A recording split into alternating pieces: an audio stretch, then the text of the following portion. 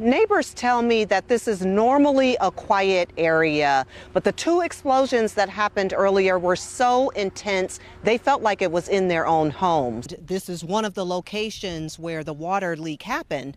And if you come to the right of me, you can see where crews have started digging up so that they can get to the root of the problem. 100 and fabulous is one way to describe Esther Mays, but the life of the party is another. Dennis Basie may be the biggest Kansas City Chiefs fans of all times. He's created what I am calling the Disneyland of sports. Take a look at this yellow brick road that he's created, and it leads you right up to his house where there's nothing but all things Chiefs. I'm gonna give this a try and just see how it goes. All right, I'm ready. 2, 3, well, 2 out of 3. How do you deny a person, a mother, who has just lost her child, the right to go in? Taronza Bronson, mother of Zayla Bronson, says she only wants one thing. Just sit, to smell, just to see the apartment as it was. How she had it. Bronson says her friend Dawn Wilson called the apartment's management office on her behalf early Saturday afternoon and was told entry wouldn't be a problem. We get here, we call the maintenance guy, and he says no. I was told not to let you in, that you're not authorized to come in. Bronson now clings to Zayla's dog Oliver, who was taken to a local shelter. Her daughter's car still sits in front of the complex while Bronson works out getting access to it. Wilson says it's been an emotional roller coaster, but she believes her friend will be okay. She has a strong faith in God, and I really think that's what's getting her through. Zayla's mother says holding on to the memories she and Zayla created helps her cope with this tragic loss. Cuddling on the couch, watching movies, just the time to she didn't want to do much. She would always say, "Mom, it doesn't matter, whatever you want to do, I just want to spend time with you." Support from Zayla's friends, like in this heartfelt email, also helps. Bronson says if she could say anything to other mothers, it would be this. Pay attention to your children. Keep them close. Pay attention to who is around them. Do research. What we still know is there's one person dead as a result of the garage fire. If you can look behind me, you can see that there's still a huge police presence. But also, if you look to the right slightly, the bomb squad is still here and the investigation is still ongoing. Loudest boom ever. Big boom, like big boom. And if you ever heard a transformer boom, it was louder than that.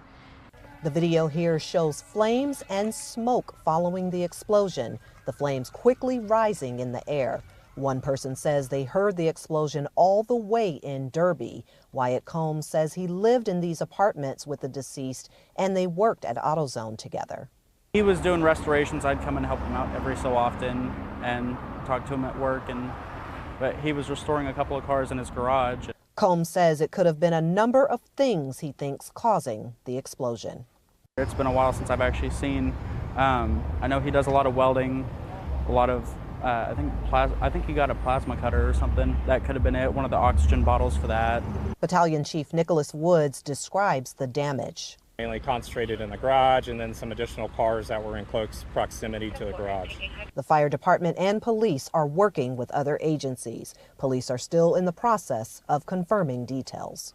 We're still working on identifying him and determining the cause of the explosion.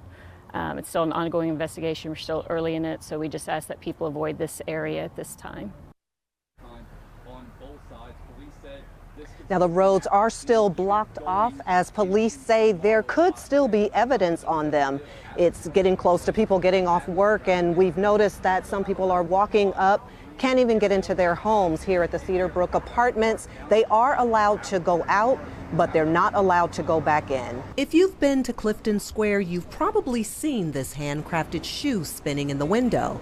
The hands behind it belong to Aida Stenholm. Her passion goes all the way back to childhood. And growing up, we saw my mother making the embroidery by hand.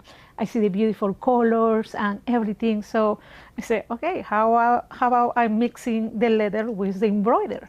Stenholm lost her mother at a young age, but the determination to embroider stayed. She learned more about the craft going to different towns in Peru, watching others. This is my dream. This is something I want to do in my whole life. I'm coming from a big family. We are 12 siblings.